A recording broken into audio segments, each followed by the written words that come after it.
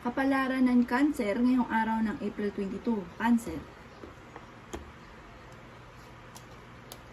Sinasabi po dito na ating tarot card Cancer na marami kang mga kabiguan at sa buhay at parang sa ngayon parang wala pang pumapasok ng mga idea sa inyo kung paano kayo magiging matagumpay, kung paano kayo magsisimula muli.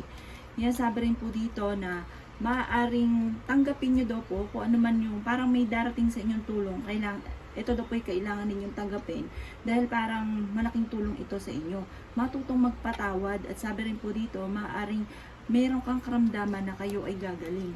Sinasabi rin po dito na kayo daw po may pagka-generous na tao. Meron kang hindi inaasahan na pera. Sinasabi rin po dito na parang marami kang takot sa inyong kalooban. May misteryo na darating sa buhay ninyo. Sinasabi rin po dito na may maganda kang kapalaran na naghihintay. Sinasabi rin po dito